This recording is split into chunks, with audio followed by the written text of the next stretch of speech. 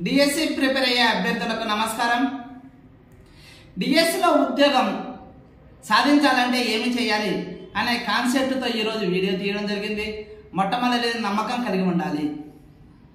డిఎస్సిలో ఉద్యోగం సాధించాలంటే మన మీద మనకు నమ్మకం ఉండాలి. డిఎస్సిలో ఉద్యోగం వస్తుందా రాదా అనే అనుమానంతో చదవకండి. అలా అనుమానంతో చదివితే ఖచ్చితంగా ఉద్యోగాన్ని సాధించలేరు. ఖచ్చితంగా నేను ఉద్యోగం డిఎస్సిలో సాధిస్తాను, అలాగే దానికోసం ఏమైనా చేస్తాను, ఎలాగైనా చదువుతాను అనే నమ్మకంతో చదవండి. ఖచ్చితంగా విజయం సాధిస్తారు. రెండోది సమయాన్ని సద్వినియోగం చేసుకోవడం. సమయాన్ని ఈరోజు ప్రజెంట్ ఐపీఎల్ మ్యాచ్ రన్నింగ్ చేయడం జరుగుతుంది.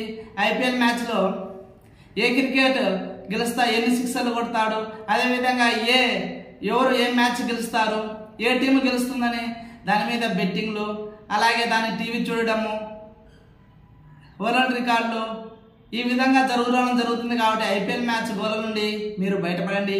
అలాగే ఎలక్షన్లు కూడా జరుగుతున్నాయి. ఏ పార్టీకో ఈ పార్టీకో ప్రచారంలో పాల్గొనకండి.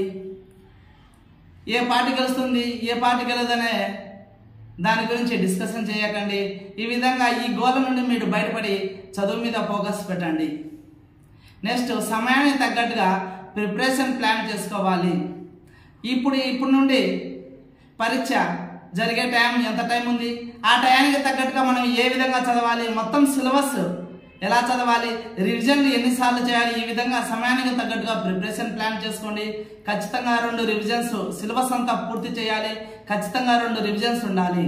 ఆ 2 రివిజన్స్లలో 15 రోజులలో ఒక రివిజన్ కంప్లీట్గా పూర్తి చేయాలి.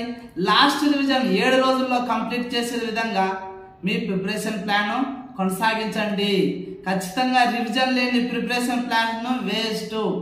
ఈ బుక్లో బిట్ బాగుంది, ఆ బుక్లో బిట్ బాగుంది, ఈ బుక్లో నుండి బిట్లు ఎక్కువ వస్తున్నాయి, ఆ బుక్లో నుండి డిఎస్సిలో ఎక్కువ బిట్లు వస్తున్నాయని మార్కెట్లో దొరికే రకరకాల చెత్త బుక్స్, వివిధ ఆథర్స్ బుక్స్ చదవడం జరుగుతుంది పుస్తకాల పురుగుల్లాగా. అలా చేయకండి. ఓన్లీ కాన్సెప్ట్ నేర్చుకోండి. తెలుగు అకాడమీ బుక్స్ నుండి కంటెంట్ అయినా, సైకాలజీ అయినా, మెథడాలజీ అయినా కాన్సెప్ట్ నేర్చుకోండి తెలుగు అకాడమీ బుక్స్ నుండి. అలా ఎప్పుడైతే తెలుగు అకాడమీ బుక్స్ నుండి కాన్సెప్ట్ నేర్చుకున్న తర్వాత మాత్రమే ప్రముఖ కోచింగ్ మెటీరియల్ నుండి కానీ తర్వాత స్టాండర్డ్ బిట్ బ్యాంక్ మాత్రమే చేయండి. అలా చేయడం వల్ల మనకు పూర్తి అవగాహన వస్తుంది. ఫర్ ఎగ్జాంపుల్, అభ్యసనం అనేది సైకాలజీలో అభ్యసనం లెర్నింగ్ అనే టాపిక్ నుండి నేను తెలుగు అకాడమీ బుక్స్ నుండి పూర్తిగా చదివాను, కాన్సెప్ట్ నేర్చుకున్నాను. ఎప్పుడైతే కాన్సెప్ట్ నేర్చుకున్న తర్వాత స్టాండర్డ్ బిట్ బ్యాంక్ నుండి నేను అభ్యసనం టాపిక్ను నేను బిట్ బ్యాంక్ చేయడం జరిగింది. అలా చేయడం వలన నాకు అభ్యసనం టాపిక్ మీద పూర్తి అవగాహన వస్తుంది. అంతేగాని కాన్సెప్ట్ నేర్చుకున్న ఎట్టి పరిస్థితుల్లో బిట్ బ్యాంక్ చదవకండి.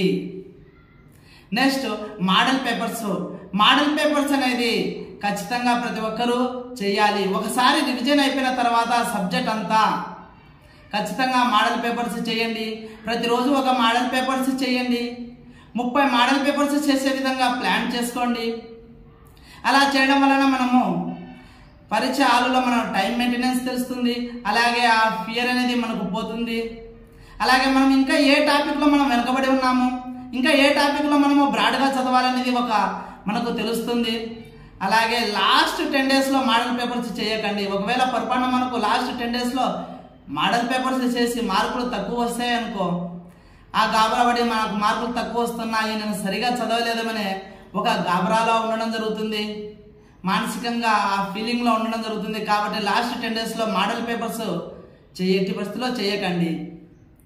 ఈ విధంగా మనము చేస్తే ఖచ్చితంగా మనము విజయం సాధిస్తాము, డిఎస్సిలో ఉద్యోగం సాధిస్తాము. డిఎస్సికి సంబంధించిన మంచి వీడియోలు మన ఛానల్లో ఉండడం జరిగింది. కాబట్టి ఇంకా మన ఛానల్ని ఎవరైనా సబ్స్క్రైబ్ చేసుకోకుండా ఉంటే చేసుకోవాల్సిందిగా కోరుచున్నాను. ఇట్లు మీకోసం మీ వీర రమేష్. Thank you.